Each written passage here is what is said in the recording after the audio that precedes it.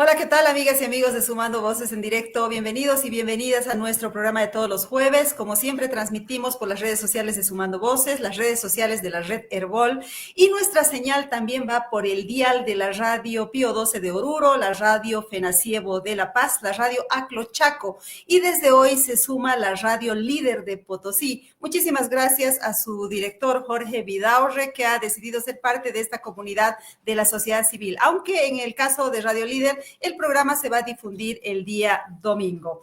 Muy bien, como todos sabemos, estamos urgidos porque haya medidas económicas para resolver la crisis que está viviendo el país. Sin embargo, para eso necesitamos estar pues unidos, cohesionados, pero resulta que la campaña electoral y particularmente el balotaje aparentemente nos ha dejado más divididos, más polarizados, más enfrentados. Hemos percibido un reflote del racismo, el regionalismo y otros clivajes que es como los especialistas de ciencias sociales le llaman a estas divisiones y tensiones entre bolivianos. De eso vamos a hablar con los especialistas y hasta nuestro panel listo. Sin embargo, antes quiero dar la bienvenida a mi compañera Jenny Escalante, que va a presentar un resumen de las noticias de esta semana, las noticias de la sociedad civil. Adelante, Jenny. Amigas de Sumando Voces, arrancamos con el resumen de las noticias más importantes de la semana publicadas en nuestro portal web www.sumandovoces.com.bo.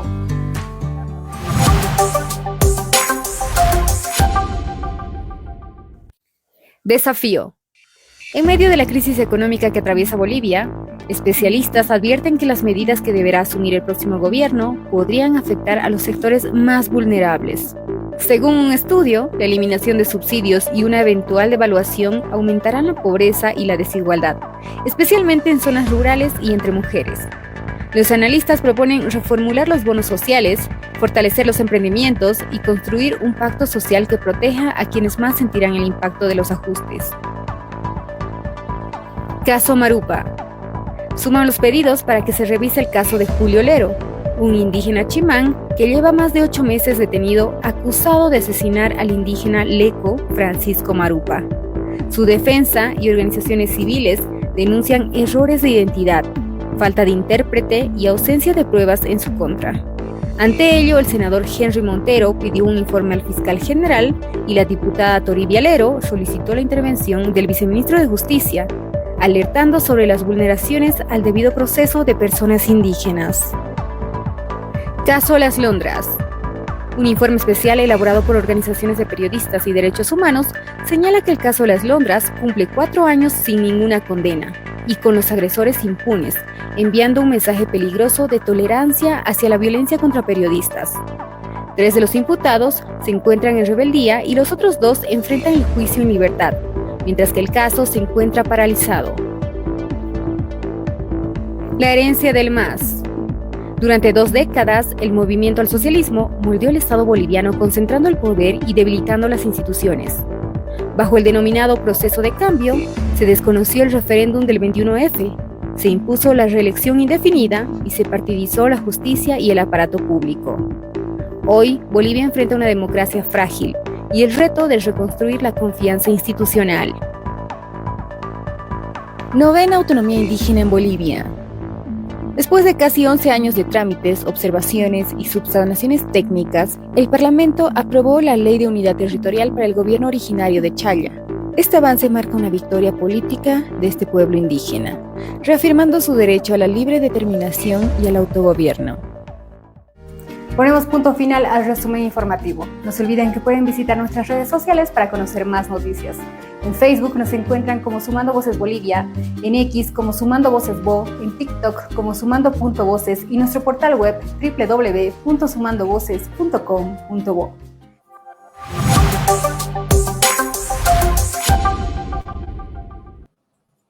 Gracias, Jenny, por ese resumen de noticias. Nos acaba de escribir Oscar Roca de Radio Horizontes de Huanuni y nos dice: te informo que nosotros retransmitimos el programa de Mando Voces los días viernes. Muchísimas gracias. A partir de ahora serán incluidos en la cabecera del programa. Gracias, amigos y amigas que cada jueves se van sumando a esta comunidad de la sociedad civil que se llama Sumando Voces. Muy bien, ya están listas las personas que hemos invitado, el panel que hemos invitado para tratar este tema. Quiero dar la bienvenida en primera instancia a Gabriela Canedo. Ella es socióloga y antropóloga y nos habla desde Cochabamba. Bienvenida, Gabriela. Gabriela, estás con el micrófono apagado. Ahora sí. Ahora sí. Ajá. Buenos días a todos. Muchas gracias por la invitación, Mary, y muy contenta de estar también con Ana Lucía y Gustavo. Gracias. Exacto. Nuestro siguiente invitado es Guido Alejo, analista, investigador y pensador alteño. Él trabaja desde el Alto. Adelante, Guido. Bueno, muchas gracias por la invitación. Un saludo a quienes están, con quienes voy a compartir también la palestra. Y aquí presto a difundir nuestras reflexiones y pensamientos. Muchas gracias.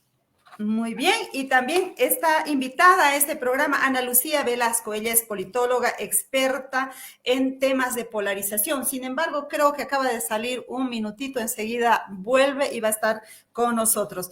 Bueno, les comento que he estado buscando información sistematizada, quiero decir, sobre el tema que estamos tratando, regionalismos, racismos, todas estas tensiones que existen en la sociedad boliviana en el marco de la campaña electoral. Y no he encontrado casi nada, lo que significa que todo está pendiente por investigar, ¿no? Así es que es un tema también que tendrá que abordar la academia, no sé, los medios de comunicación. Bueno, nuestra parte es convocarlos a ustedes para empezar a hablar sobre el tema, para debatir, porque no es un tema que queramos obviar, sino que queremos hablarlo. Empiezo con Gabriela Canedo. Gabriela, ¿has reflotado en tu criterio la cuestión étnica, regional en el último balotaje?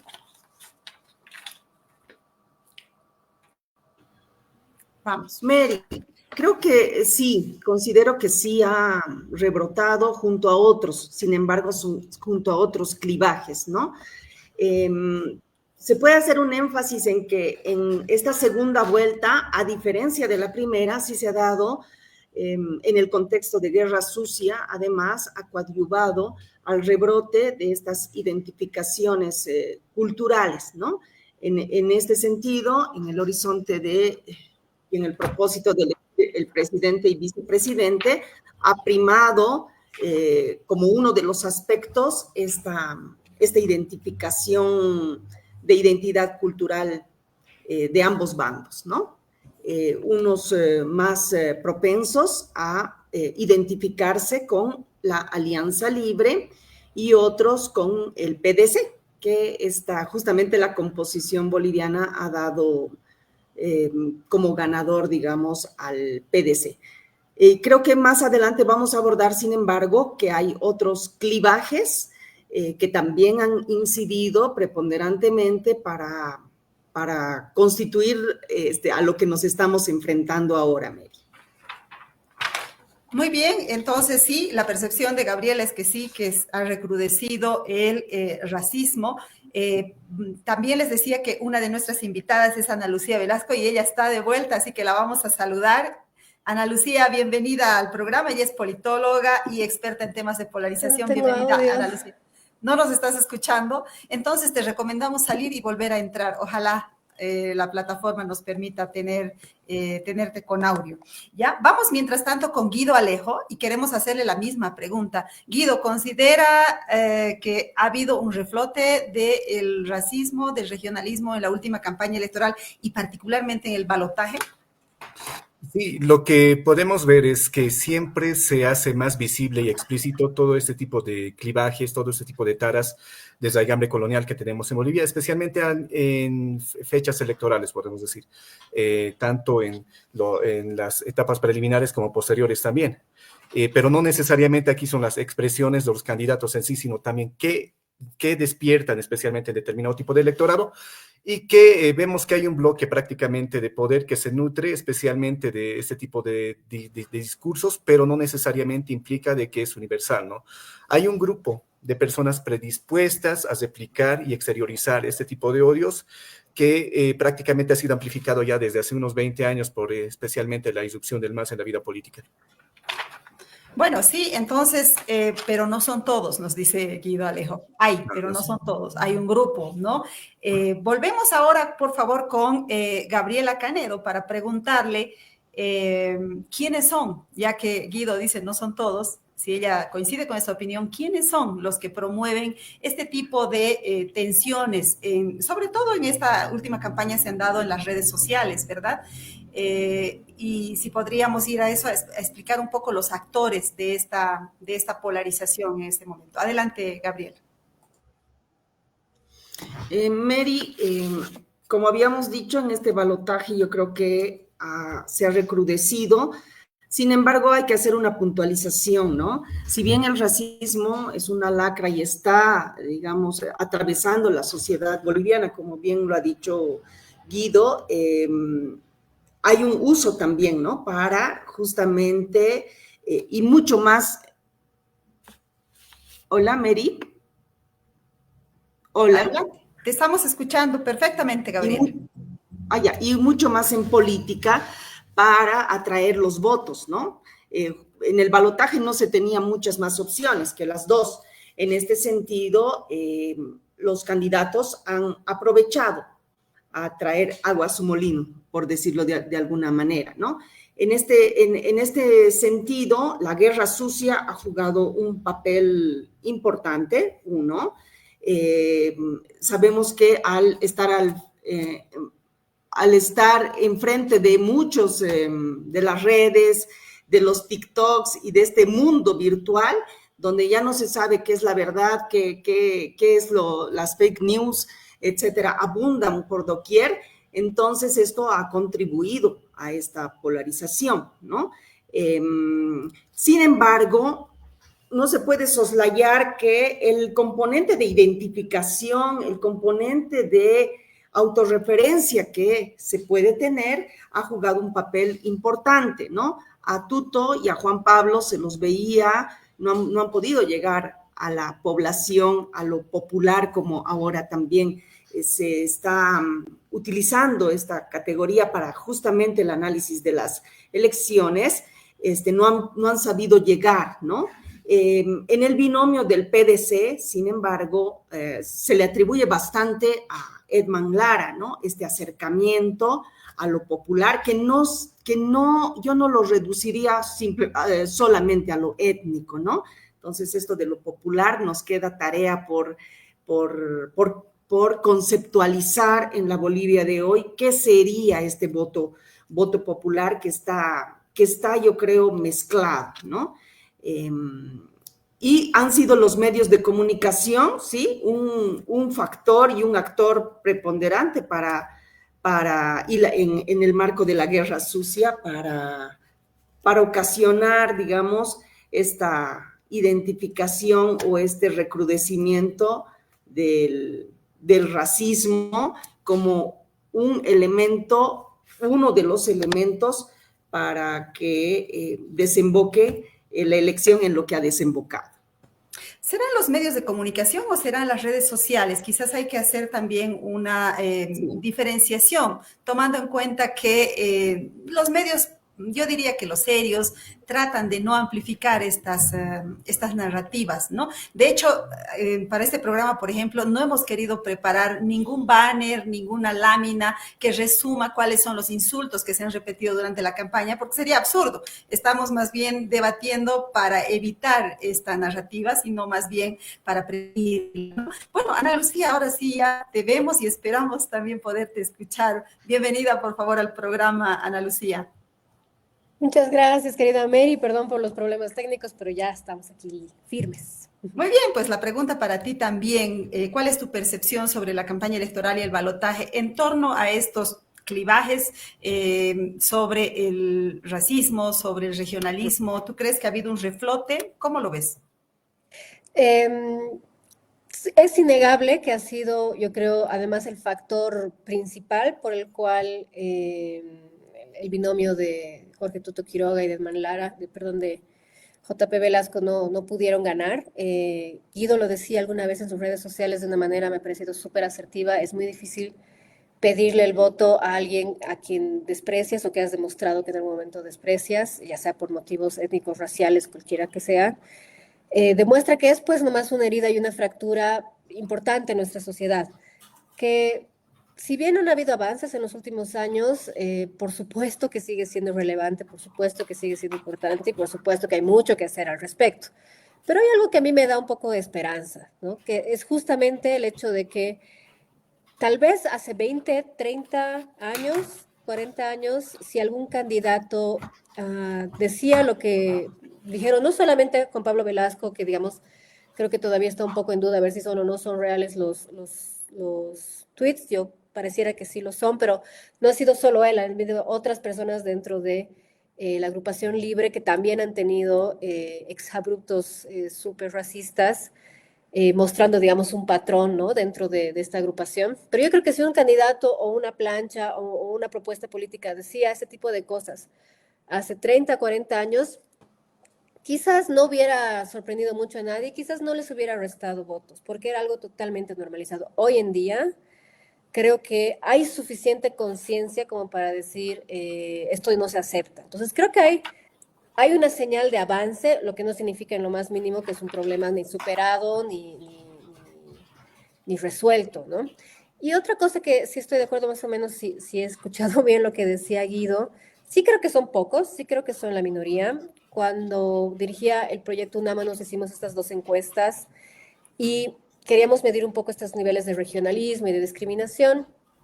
Y preguntamos a las personas, les pedíamos que pongan sus identidades en un ranking, es decir, tú te sientes primero boliviano, primero como parte de tu región, digamos primero Camba, primero Colla, primero tarijeño, lo que sea, te sientes primero como parte de tu identidad étnica, primero aymara, primero quechua, primero guaraní, yo qué sé. Y en las encuestas que hemos hecho consistentemente nos salían que más del 80% de los bolivianos te van a decir, yo soy primero boliviano, ¿no? Solamente 8% nos han dicho yo soy primero Camba o yo soy primero Colla y después boliviano y después otra cosa. Y solo un 7% nos han dicho yo soy primero Aymara y después boliviano y después otra cosa, o primero quechua y después, ¿no? Entonces sí creo que son pocos, pero no por ser pocos son inocuos, digamos, pueden hacer poco daño. Y ahí sí creo que las redes sociales, coincido contigo, Mary, sobre todo las redes sociales, amplifican una minoría. La polarización en Bolivia y en todo el mundo se caracteriza por una minoría muy ruidosa, muy radical, con propuestas y con ideas muy fuertes, y una mayoría autosilenciada, ¿no? Ahí el resultado, digamos, tal vez la mejor solución es empezar a darle micrófono justamente a estas voces que no son tan radicales, estoy súper de acuerdo con lo que decías. Si vamos a hablar del tema, no sirve de nada decir, uy, has visto estos insultos tan feos que han hecho. No, empezaremos a darle micrófono a otra gente que ve matices, que no se ha radicalizado tanto para darnos cuenta de que hay muchas otras personas que no piensan así. Uh-huh. Ana Lucía nos habla de avances, ¿no? Luego vamos a volver sobre el tema. Quiero preguntar si realmente hubo avances desde el poder, desde el Estado, en fin, y obviamente en la sociedad. Pero antes quiero preguntarle a Guido Alejo, todo esto que estamos hablando significa que los bolivianos, sin importar el grado de crisis en el que nos encontremos, porque ahora sí que estamos con una crisis estructural profunda, multidimensional, ¿votamos más por identidad que por un programa de gobierno que prometa, por ejemplo, traer los dólares y sacar al país de la crisis de inmediato? Bueno, ahora más que nunca se veía en un contexto de crisis económica que, bueno, se preveía que nuestra gente iba a votar, o al menos se le daba una oferta más enfocada en lo que era en el ajuste económico o la cuestión más de la solución económica. El detalle es que hemos visto que hemos vuelto a encajar nuevamente a este clivaje que es de la identidad bastante vigente en el aspecto político y que incluso se ha sobrepuesto a las propuestas netamente economicistas. La identidad va a seguir siendo muy fuerte y la identidad no solamente es desde una cuestión étnica, sino también desde una cuestión regional. Y creo que eso me parecía bien interesante. ¿Por qué? Porque no es extraño que, por ejemplo, Tuto Quiroga, y aquí está la cuestión de los juegos de representatividad que se hacen. Tuto Quiroga ha invitado a una persona que, bueno, Juan Pablo Velasco, de las élites cruceñas en todo caso, pero con esa expectativa de incluir a lo que vendría a ser el bloque oriental a la propuesta que él estaba manejando. Pero aquí está la cuestión interesante. El occidente no necesariamente, si es que hablamos de occidente, estamos hablando de algo simplemente representativo, no es que necesariamente sea occidental, ¿no? Para eso hay mapas que se puede decir que, pero el bloque, digamos, simplemente por nominación, el bloque occidental acaba siendo relativamente más abierto, al menos en esas elecciones, que el bloque oriental. en el sentido de que, por ejemplo, cuando hemos visto un Ed Malara es alguien, podríamos decir, de esa nueva generación colla política de Santa Cruz, pese a que ha nacido en el centro del país, pero bueno, prácticamente vendría a ser otro tipo de político y otro tipo de perfil. Lo mismo Paz Pereira, que es tarijeño, ¿no? Es tarijeño, no es paceño, no es orureño ni potosino. Entonces vemos que hay dos elementos que no necesariamente representan al occidente ni son del occidente, pero sí logran generar algún tipo de vínculo, y eso se va a ver especialmente con ese reforzamiento de los nexos, especialmente con las élites, nuevas élites, podríamos decir, económicas de occidente, que en Aymara, por ejemplo, las denominamos como Camiri. Ambos actores, especialmente Edman Lara como Paz Pereira, se han vinculado al mundo Camiri. No necesariamente estamos hablando del mundo sindical, no necesariamente estamos hablando del mundo más de las bases, de los estratos bajos de la población, sino de los estratos altos, nuevos, que algunos le dicen populares, pero de populares solamente tienen el nombre, digamos, eso es para más desarrollo. En todo caso, hay este mundo Camiri, podemos decir, has reforzado gran parte de ese vínculo, de esa representatividad que tanto Paz y Lara han venido manejando. Y creo que me parece importante ver que el mundo Camiri no necesariamente es excluyente en cierto sentido, y eso se va a ver posterior o poco antes de lo que vendría a ser las elecciones, cuando ya se empezaba a ver la integración de determinados elementos de Samuel Doria Medina, de su equipo económico, hacia el equipo de Paz Pereira, y no ha habido esa aversión, digamos, ¿no? Que no queremos neoliberales, que no queremos a gente de la élite, ni nada de eso, especialmente del electorado que ha acompañado a Paz Pereira. Entonces, si bien hay racismo y regionalismo de ambas partes, porque la hay, no necesariamente en esa elección al menos ha sido algo simétrico, ha sido algo más asimétrico y acaba perjudicando especialmente al bloque que no logra generar vínculos, ¿no? Y algo que, y eso me parece importante también, la crisis económica también no necesariamente es una crisis que se reduce a lo económico, sino también vuelve a acentuar lo que son las fracturas sociales. Pero aquí la última apuesta, especialmente desde la primera vuelta, la apuesta de Tuto Quiroga, ha sido una apuesta más de vincularse, especialmente, como decía Ana, pedir el voto a quienes anteriormente habías despreciado, al menos de forma discursiva, ¿no? Y no le ha alcanzado porque hay dos formas de inclusión, podemos decir, o dos formas de generar algún tipo de alianza. Uno vendría a ser el incluir sin incluir y otro vendría a ser la exclusión neta. Simplemente por poner un ejemplo, tanto Juan Pablo Velasco como Tuto Quiroga han ido a comunidades del occidente, vistiéndose con sus luchos, con sus ponchos, comiendo aptapias, hablando quechua, digamos, ¿no? Ahí en su equipo. Pero esa es una forma en la cual te incluyo, pero yo me he visto de lo que te representa. No es como algo que hubiese sido posiblemente mejor, incluir a una persona quechua, aymara, bien preparada en su equipo económico y decir, él va a estar ahí, él nos va a acompañar, él los representa a ustedes. O sea, incluyes, pero a la vez también no incluyes si es que simplemente es algo de vestimenta, es algo simplemente la instrumentalización de lo que es la identidad, ¿no? La identidad no se reduce netamente a lo que vendría a ser la ropa ni la lengua, es algo que va mucho más allá, son vínculos más fuertes los que se tienen que construir en ese aspecto, encerrándonos en lo político, ¿no? Claro, Guido Alejo nos habla entonces de los vínculos, de cuánto incluyes auténticamente, diría él, ¿no? Porque yo me pregunto, ¿cuál es la diferencia entre Tuto Quiroga y Rodrigo Paz? Yo diría que casi ninguna, prácticamente, ¿no? Porque los dos son blancos, los dos vienen del mundo político, de la política tradicional boliviana, etcétera. Y en el caso de Edman Lara, si bien viene del bloque popular, pues también lo hemos escuchado con un discurso muy autoritario durante la campaña, ¿no? ¿Eso no pesa o pesa menos que la identidad, por ejemplo? Pero bueno, son temas que simplemente se los pongo ahí para aportar en la reflexión. Y quiero ir ahora con Gabriela para preguntarle cuáles son las consecuencias de este reflote de los regionalismos, de los racismos, en fin. ¿Qué pasa con la sociedad boliviana? ¿Cuánto nos hace daño este reflote, Gabriela? Mary, yo creo que, como bien han dicho, en contextos políticos rebrota, ¿no? Rebrota siempre esta herida y los actores políticos la saben aprovechar muy bien. Tú misma lo has dicho y estamos viendo ya las propuestas concretas que Rodrigo Paz está llevando. O sea, está poniendo más sobre la mesa, preponderando más el escudo nacional, está hablando de que va a traer a la DEA, etcétera. Entonces, poca diferencia parecería que efectivamente hay con Tuto, ¿no? E incluso ha habido más ambos no han logrado interpelar ni proponer esto que nos necesitamos como país, ¿no? La comunidad boliviana, algo que nos pueda unir. Efectivamente, han incidido en propuestas que van a paliar la crisis. Unos incidían en traer al FMI, etcétera, y otros con capitalismo para todos, que también ha podido esto interpelar, como bien decía Guido, ¿no? A los Camiris, etcétera. Había una identificación, pero si se dan cuenta, yo de repente pongo el aspecto de matizar, que no solo ha sido lo étnico, ¿no? Sino que en estas propuestas económicas han podido interpelar más quienes creían que la tecnificación y traer dólares de afuera nos va a sacar de la crisis, y quienes se han representado más con un capitalismo para todos, ¿no?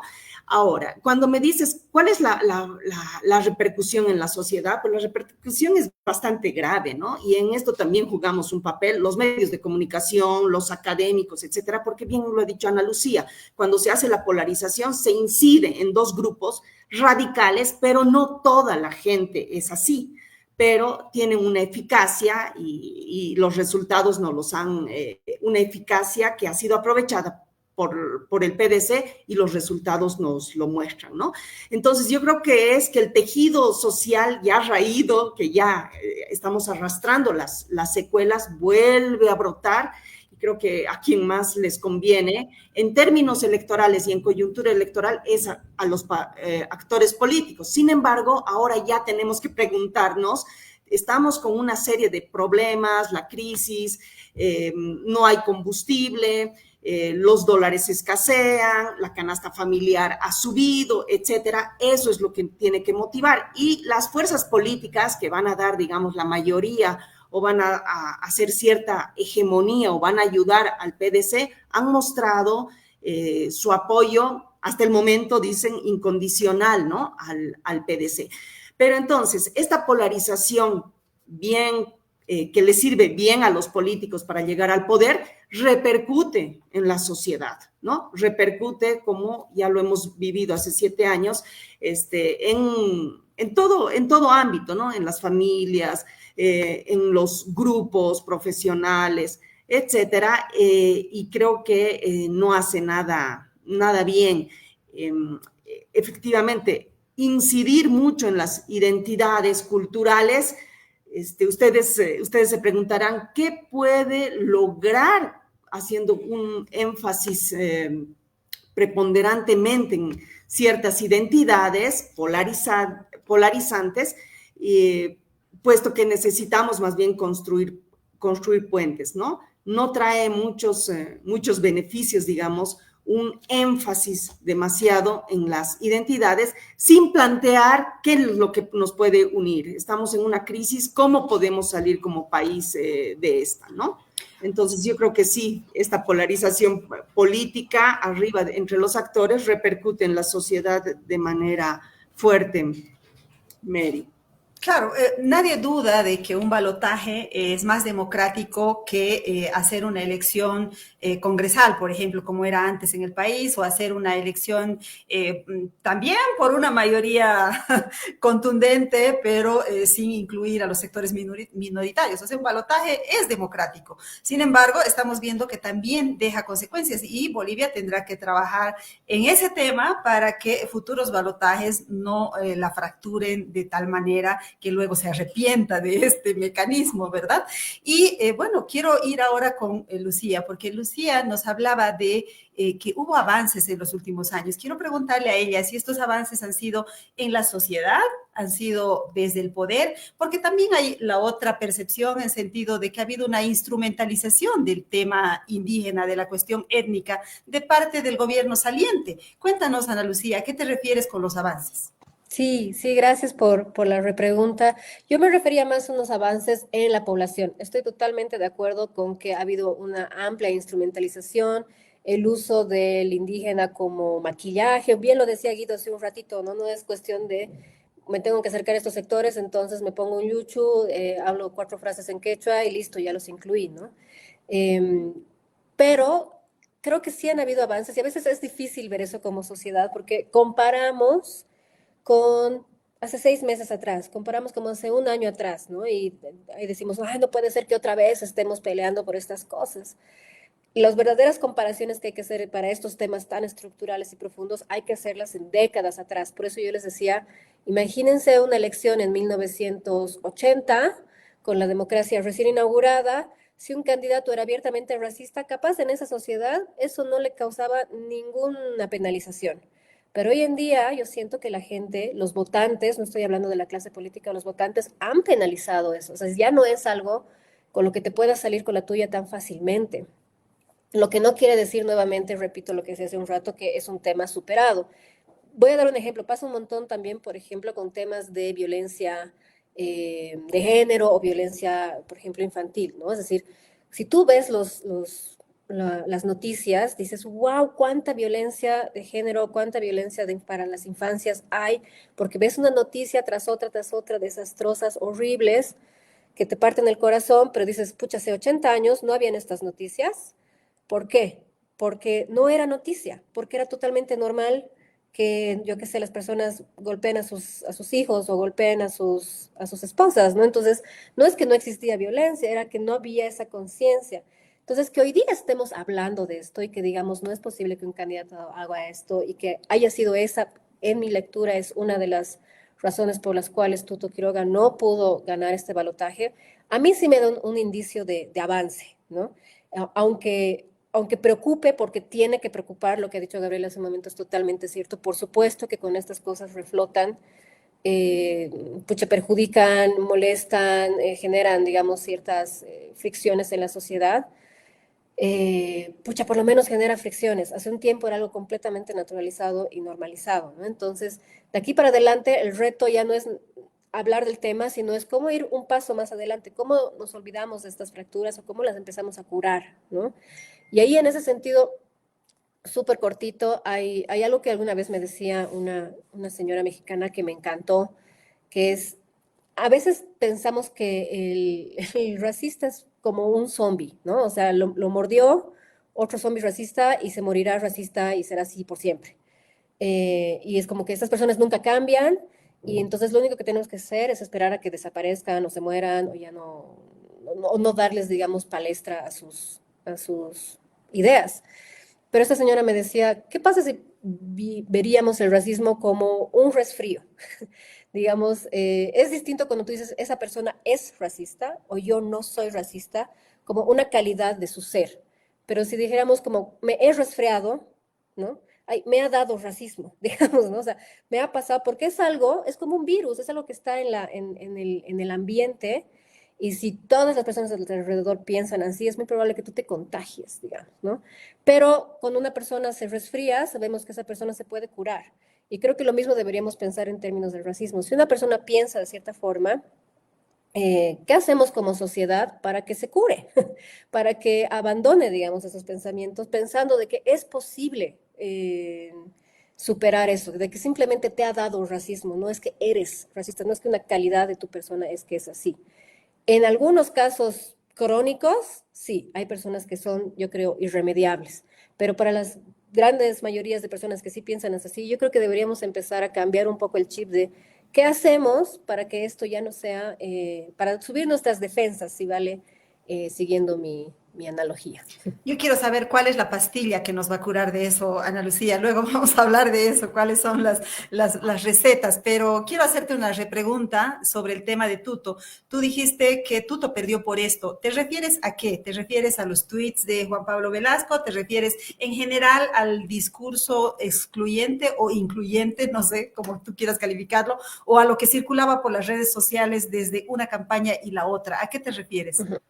Me refiero al todo, a la seguidilla de las cosas, porque sí, Juan Pablo Velasco sacó estos tweets racistas, pero también en la primera vuelta hubo un candidato en el Beni, si no estoy mal, que dijo, cuando gane Tuto no van a venir estos, ¿no?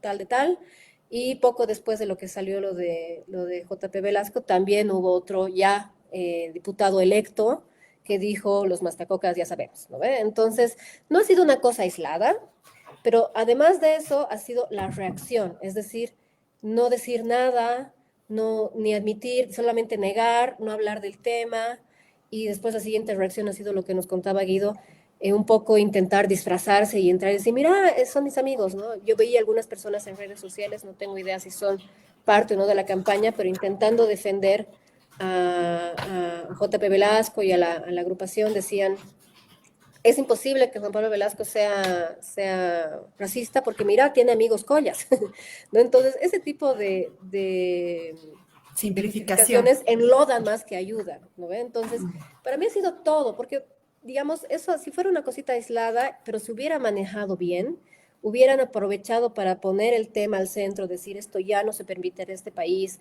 yo qué sé, ya, capaz hubiera mandado una buena señal, pero ha sido el conjunto de acciones, no solo de Juan Pablo Velasco, sino de otros candidatos, el silencio por parte de él y de Tuto Quiroga, estas movidas así medio de disfraces, medio parches, que juntos yo creo que han mandado un mensaje bien fuerte, ¿no? Que es como a esta agrupación, este tema no le interesa mucho, cuando a la sociedad boliviana en general sí todavía le representa una herida importante, ¿no? Oye, del otro lado de la pantalla, ¿qué están pensando? ¿Qué están diciendo? ¿Por qué hoy día están tan calladitos? Normalmente a veces no podemos leer tantos mensajes que llegan, pero por favor, mándenos algo. Hola, alguna señal de que están ahí y que, bueno, quieren opinar sobre el tema, porque me parece un tema central, estructural de nuestra sociedad.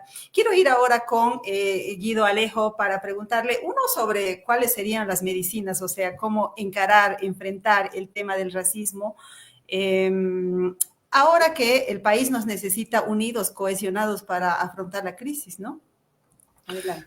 Sí, yo creo que habría dos factores, uno más de lo que es un proceso histórico, que es innegable, y otro más de estrategia política. En cuanto a lo de proceso histórico, yo creo que lo que está minorando en gran parte y está naturalizando estas de acción, el no necesariamente quedarse callado.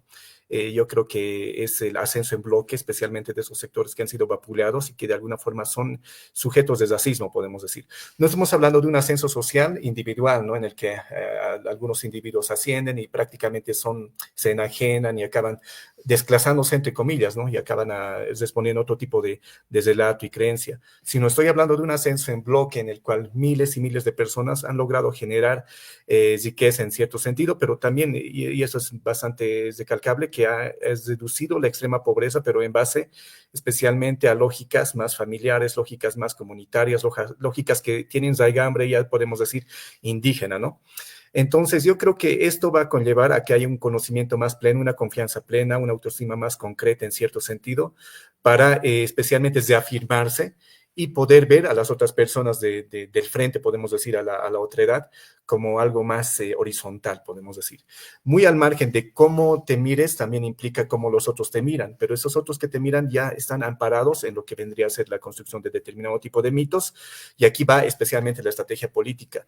Lo que creo que necesitamos es especialmente discursos y relatos que empiecen especialmente a diversificar lo que vendría a ser la concepción de bolivianidad, y no a apelar a la guerra sucia amparada en el racismo y el regionalismo como entes para cohesionar especialmente a ese núcleo duro de tu votación. Eso es algo que realmente se hace. Ese núcleo duro no sé dónde va a ir, de repente va a irse con Jaime Dun, no sé, pero migra. Y el detalle de esto es que si ese núcleo duro viene a tu opción política, vas a acabar perdiendo. ¿Por qué? Porque a la larga acabas contagiando de algo de más de toxicidad a lo que vendría a ser tu campaña electoral. Entonces yo creo que es importante empezar a construir mitos en base a datos científicos. Por ejemplo, yo he escuchado incluso intelectuales decir que en la época prehispánica no había una conexión entre los Andes y la Amazonía. Pero uno ve, por ejemplo, recurriendo más allá de lo que vendría a ser Samaipata y todo esto, por ejemplo, la élite de Tiahuanacu, estudios de ADN mitocondrial de la élite de Tiahuanacu indican que tenía genes tanto andinos como tanto amazónicos.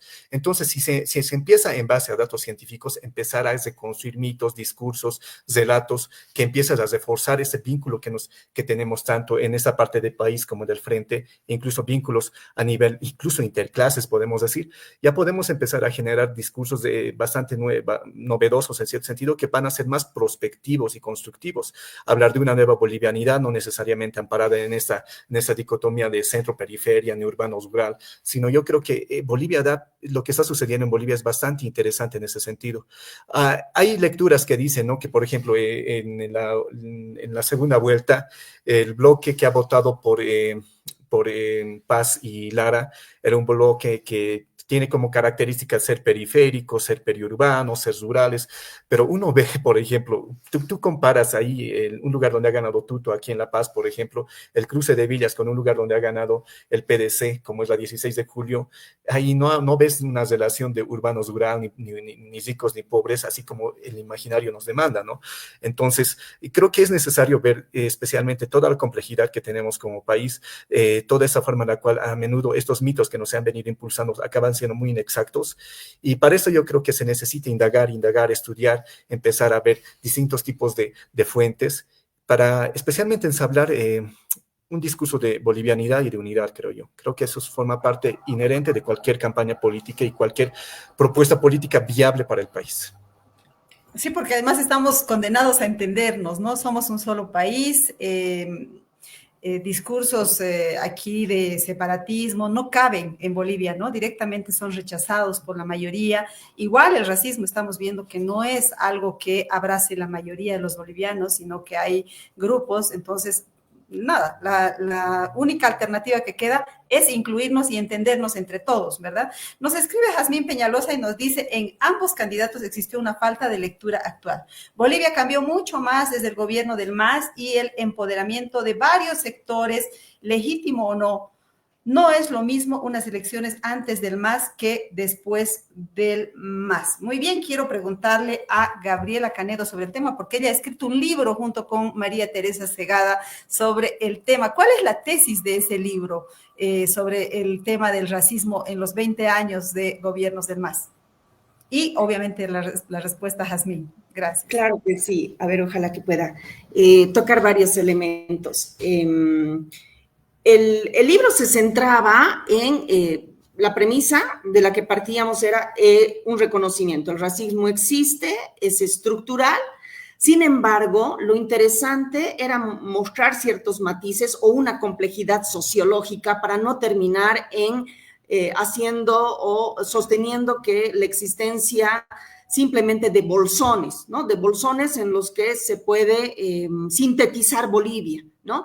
En este sentido, veíamos cómo en momentos políticos, electorales, de crisis, rebrota, pero son también los actores políticos quienes utilizan esto. Sabemos que la política, uno u otro bando, su objetivo es llegar al poder. Entonces van a utilizar todo. Y si mueves una herida que de hecho existe, pues vas a lograr lo que igual el balotaje ha logrado, ¿no? Entonces es una instrumentalización ya perniciosa del racismo, ¿no? Lo hemos podido ver con Evo Morales, ahora ha bajado, digamos, esta utilización de cómo en su gobierno, bien lo decía, me están queriendo votar del país o no sé qué, ya no puedo repostularme por ser indio, ¿no? Cuando habían muchos más factores que la coyuntura, el contexto nos gritaba, ¿no? Entonces yo creo que hacer concuerdo completamente con Guido, que hacer una lectura muy polarizada, muy que sintetiza tanto la diversidad y la complejidad boliviana es perniciosa, ¿no? Creo que en los matices, en poder aportar con un análisis sociológico mucho más complejo es lo que ayuda. Y lo que decía Jazmín, desde las elecciones, desde que el MAS ha tomado casi 20 años el poder, la coyuntura hay que leerla en el marco de las elecciones de distinta manera, ¿no? Y ese creo que es otro de los factores, ¿no? En el balotaje hemos dicho, habían solo 2 opciones, incluso hay otro aspecto, el voto ha sido más antitutista que pro, digamos, ¿no? Que también habría que tomarlo en cuenta. Entre estas 2 opciones, yo no voy a votar por Tuto. Entonces, no me queda más que apoyar la otra, aunque también habría otra opción, el nulo, pero ha salido no tan alto como en la primera vuelta, ¿no? Pero ese es un elemento. El otro, la misma división causada por el MAS, esto que nos dice Jazmín, ¿no? Y el énfasis que se ha dejado en el empoderamiento identitario, ¿no? Eso yo creo que ha sido bastante importante, ¿no? Una de las cosas que quiero añadir aquí para alimentar el debate, cuando decían, ¿qué creen que podemos hacer? ¿Cuánto se avanzó en los 20 años del gobierno del MAS? ¿Qué se hizo? Tenemos una ley 045 que es un aporte, pero creo que queda corta todavía, ¿no? Creo que si no hay una redistribución, y eso a mí me llama la atención, digamos, en los análisis, que se hace tanto énfasis en el análisis de las identidades culturales, de las identidades étnicas, pero mientras no se redistribuya, mientras no haya una igualación social, yo creo que estamos lejos también de traspasar esto del racismo, ¿no? Como entre segmentos, sectores, clases sociales desiguales, donde las brechas, y más ahora con la crisis, se ahondan mucho más, uno podría hablar, digamos, de reconciliación o de que somos iguales, ¿no?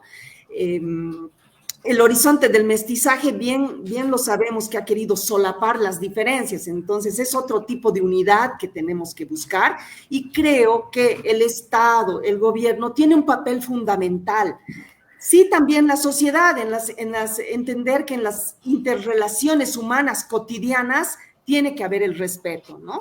Pero el gobierno y el Estado en sus políticas redistributivas y haciendo una gestión honesta, que eso es lo que también se ha criticado, además el enriquecimiento de una clase política, es decir, no niego que haya habido el ascenso, ¿no? Pero también se le ha puesto ahí la llaga, el dedo en señalar un poco el enriquecimiento de una clase política que ha tomado el poder, que se lo ha visto pues muy mal, ¿no? Entonces, yo creo que el Estado, el gobierno y las políticas que vaya a aplicar, la conversación con sectores, porque eso sí, tiene que hacer un programa para todos, o sea, para Canvas, para collas, para élites, para sectores populares, etcétera, enfatizando de repente en estos sectores marginados, los más desfavorecidos, etcétera, en pos de realizar, de alcanzar una igualación social, ¿no? De irse contra la desigualdad. Entonces, yo creo que ese sería un avance más que matices o esmaltes que se le pongan a la problemática. Muy bien, Gabriela, en la primera parte nos habla de la instrumentalización del tema por parte de los líderes políticos, lo que habla de una responsabilidad también que deberíamos asumir como líderes de opinión, como analistas, como periodistas y como líderes políticos también de uno y de otro bando, ¿verdad?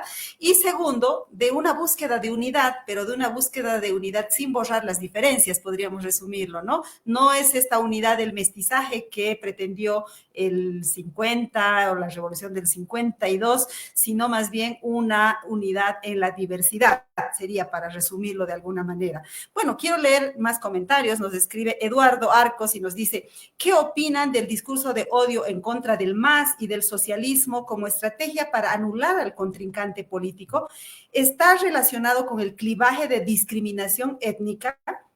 Estuvo presente, dice, contra Samuel, contra Paz y Lara, contra Tuto y obviamente contra Evo.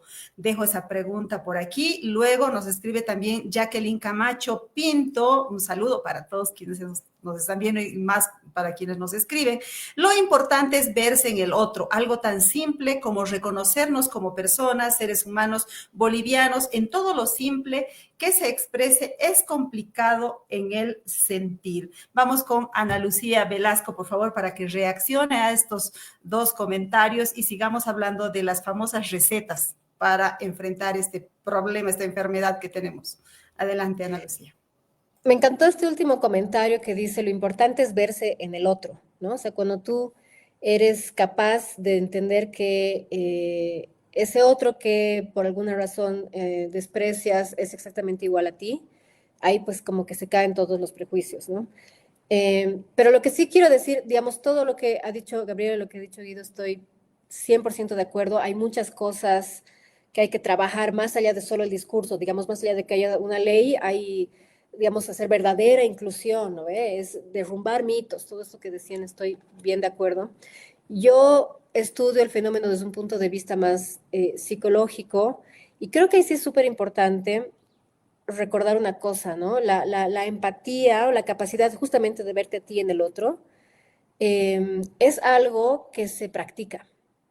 No es algo que se nos da de forma natural a los seres humanos. De hecho, lo que se nos da de forma natural a los seres humanos, por eso la historia universal, no solo la boliviana, la historia universal está plagada de ejemplos de discriminación que pueden ser racial, religiosa, étnica, regional. Escoge la que tú quieras, los seres humanos con mucha facilidad eh, generamos otredad. Con mucha facilidad decimos, ay, nosotros somos así y los de allá son asá, ¿no? Esa es la forma en que nuestro cerebro funciona como por default, por decirlo así, ¿no? De fábrica viene así. Eh, Hay que practicar la empatía, hay que practicar esto de ver al otro como un ser humano igual a mí, a pesar de que todas las estructuras sociales en las que vivo me están diciendo lo contrario. Y ahí hay dos, si quieres, recetas, que la palabra receta le queda corta porque es algo que cuesta hacer, que es pensamiento crítico y gestión emocional, ¿no? Es decir, para mí no hay pensamiento crítico sin gestión emocional. Si uno no aprende a controlar qué me da miedo del otro, qué me da hasta asco del otro, qué me hace alejarme del otro desde el punto de vista emocional, va a ser bien difícil que yo diga, quiero ser tolerante, ¿no? Mientras que en mi mundo emocional están pasando otras cosas. Yo equiparo esto mucho como ir al gimnasio, ¿no? Hay que entrenar el músculo de la tolerancia. Está ahí, en nuestro cerebro es capaz de hacerlo, pero si no lo entrenamos, no lo vamos a hacer. Así como que si yo no voy al gimnasio y levanto, yo qué sé, 10 kilos todos los días, simplemente no voy a fortalecer mis músculos, ¿no? ¿Y cómo se fortalecen estos músculos? Pues encontrándote con el otro, ¿no? Es estar expuesto a la diversidad. Y ahí sí creo que hay un montón de cosas que se pueden hacer para que no vivamos tan aislados. Desde el hecho de que Bolivia es un país súper difícil de viajar, ¿no? Es grande, las carreteras no son buenas, las conexiones por avión son caras. Es decir, si yo quiero, es mucho más fácil para mí ir a Chile y conocer a los chilenos que conocer a los pandinos o conocer a los chuquisaqueños, ¿no? Entonces, ¿en qué momento yo voy a practicar ese músculo si nunca me encuentro con el otro que es boliviano y es diferente? Y como decía bien Guido, solamente lo conozco a través de mitos, ¿no? Solamente lo conozco a través de ciertas imágenes que me han puesto en la cabeza. Entonces, es chistoso, pero esto de superar, digamos, nuestras taras discriminatorias van a tener que venir desde cosas tan profundas como integrar el país en las carreteras y en las formas de viajarlo, ¿no?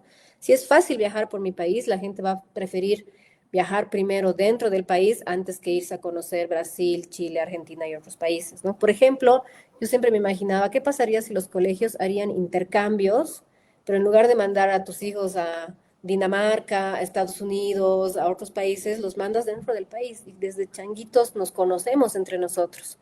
Ahí a mí nadie me va a contar que los cambas son así, los chapacos son así, los collas son así, porque yo he vivido, yo he viajado, ¿no? Y con eso termino, esta forma de ver las cosas es una apuesta a largo plazo. No hay llaves mágicas y no hay soluciones mágicas. Tienen que ver con quizás generaciones que de aquí van a empezar a mostrar nuevas formas de ver las cosas, si se hacen estos trabajos más estructurales, ¿no? Pero hay que tenerle paciencia y creo que sí nuestra cultura política, nuestros políticos, nuestra clase política tiene una visión de bien corto plazo. ¿Qué hago en los siguientes 5 años para que en mi gestión me aplaudan? Pero no me puedo imaginar qué voy a hacer, cuál va a ser mi legado en 15, 20, 25 años, que ojalá alguien más lo siga, porque somos cortoplacistas, ¿no? Estamos pensando mucho en cómo le gano a mi contrincante en vez de cómo construyo país. Lo último que quisiera es romantizar el tema, pero quiero comentarles que hace poco hice un comentario sobre el libro de Brújula Digital sobre el Bicentenario, donde hay ensayos maravillosos. Y decía, después de leerse el libro, yo dije, pucha, esta polarización y esta confrontación creo que existe más en los niveles políticos, en las redes sociales, qué sé yo, porque, por ejemplo, en la danza ya nos entendemos, en el Gran Poder baila todo el mundo y se baila en el centro de la ciudad de La Paz.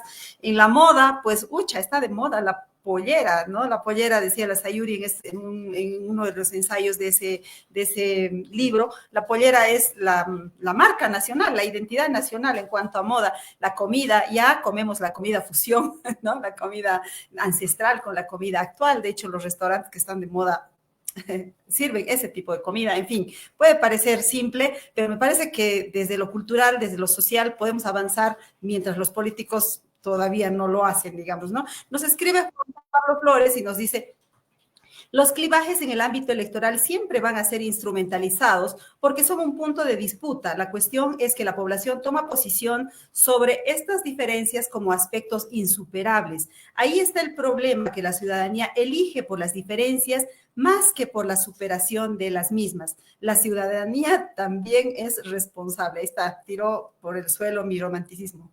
Alex Buchter nos dice, ¿creen que el discurso racista y discriminatorio que se ha visto en estas elecciones se quedará solo en este proceso electoral o será un patrón que se repetirá en futuras elecciones como la de alcaldes y gobernadores? Le paso estas preguntas a Guido Alejo, por favor, y quiero agregarle una más porque ya después vamos a ir cerrando nuestra rica charla y preguntarle si es que existe el famoso racismo a la inversa. Ahora que hay camiris y todo eso y también hay una clase alta por el otro lado, me parece pertinente la pregunta. Adelante, Guido. Sí, a ver, a mí me parece interesante esa mirada que se enfoca más en el conocimiento mutuo como una forma de superar el racismo. Pero una cosa es ver a una persona pobre, en cierto sentido, y otra cosa es ver a una persona de un nivel similar al tuyo. Entonces, yo creo que es importante también empezar a vincular toda la lucha con el racismo, no solamente en base al conocimiento, sino también en base al desarrollo. Entonces, a menudo uno refuerza los mitos que tiene al ver a determinado tipo de personas en determinado tipo de condiciones de vida. Aquí también hay mucha tela que cortar en ese sentido. Yo creo que el desarrollo humano, el desarrollo especialmente regional, el desarrollo en todos los niveles, el desarrollo multidimensional, yo creo que es clave en ese sentido. Y es por eso que también se refuerzan los mitos, ¿no? Ahora, en relación a lo que vendría a ser más la cuestión de... ¿cuál era la última pregunta, estimada Mary? Me gustaría abordar eso. La del racismo a la inversa, tomando en cuenta que también hay clase alta en los sectores aymaras, sobre todo. Sí, a menudo es un racismo contra personas de tu misma condición étnica, pero de diferente condición social, ¿no?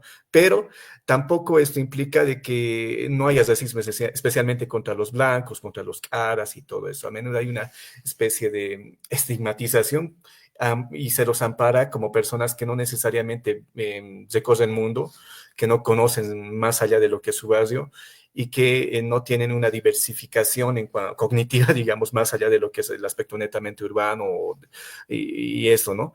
Pero eso sí, si hay racismo a la inversa, no es un racismo amparado por una estructura racializada de la sociedad, podemos decir. Por ejemplo, el mismo hecho de la estructuración del empleo implica de que nunca vas a ver, por ejemplo, albañiles que tengan tonos blancos o que tengan orígenes, o personas que, y eso también, si vamos a hablar del mundo camiri, hay ricos y ricos, podemos decir, ricos a los cuales se les amplifica mucho una supuesta procedencia de su riqueza y a otros que se los deja de lado como si fuesen personas más honestas o éticas. En otras palabras, al mundo camiri, poniendo en contexto este tipo de criterios, se lo engloba en un mundo prácticamente delictivo, en esto de lo cholo burgués, que tiene una estructura netamente amparada en el narcotráfico, en contrabando y todo eso. Y esto también tiene una cierta connotación despectiva y también se puede implicar con otra forma de racismo. O sea, hay ricos y ricos, no todos son identificados de esa forma. Y aquí creo que es importante ver la especificidad, pero también la complejidad de las situaciones y esa forma en la cual abordamos y miramos la cuestión del otro, ¿no? Como decía, hay esta cuestión de lo cholo burgués. A menudo estamos denominando como cholos a personas en los cuales ni siquiera se conoce ese término. Estamos nombrando burguesía simplemente por la misma acumulación de dinero sin ver si hay algún vínculo especialmente con un vínculo en bloque con los grupos de poder. Entonces, yo creo que también implica mucho esta forma en la cual nos calificamos, nos catalogamos, las formas en las cuales nos buscamos algún tipo de categorizaciones los unos a los otros. Y creo que a menudo más que aclarar la situación, nos la complejizan o nos la encubren en cierto sentido, nos la simplifican, las homogenizan. Y creo que me parece importante también tomar esto muy, muy en cuenta.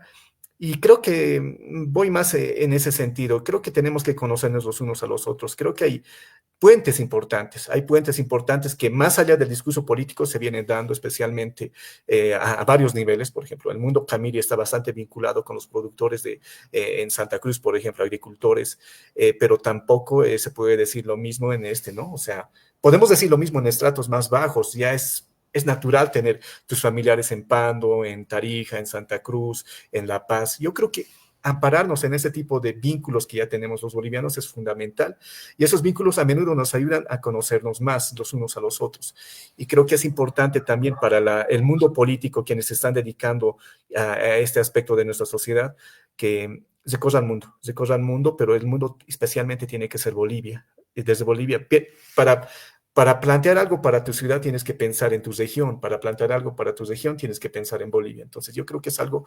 bastante estructurado, es necesario conocernos todos y conocerse uno mismo, valorarse y en base a eso conocer lo demás, ¿no? Conocernos y charlar, porque hablando se entiende la gente, ¿no? Así hemos empezado este programa charlando y bueno, es fructífero siempre sentar a la gente en una mesa para dialogar. Bueno, les agradezco a los tres, qué bonita charla, me ha gustado muchísimo. Empiezo despidiendo a Gabriela Canedo. Gabriela, muchas gracias por estar en el programa. Gabriela no nos ha escuchado, creo, sí nos ha escuchado. Les he escuchado, sí. Dime, No, que gracias, Gabriela, por estar en el programa. Te estoy diciendo chao.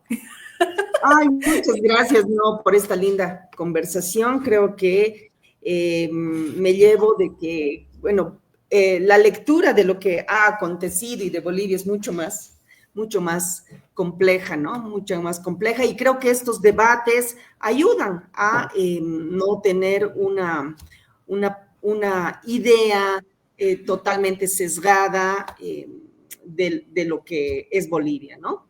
Gracias, Mary, gracias a Guido. Gracias, Gabriela. Gracias, Ana Lucía Velasco, por haber estado en nuestro programa también. No, a ti, querida Mary, por la invitación. Igual un gusto, un privilegio enorme compartir el espacio con Guido, con Gabriela. Y nada, qué bueno que al final se generen estos espacios donde no demos por sentado que Bolivia está, condenada a odiarse, a discriminarse. Estamos viendo opciones para salir de donde estamos y creo que eso es súper, súper fructífero. Así que mil gracias por el espacio.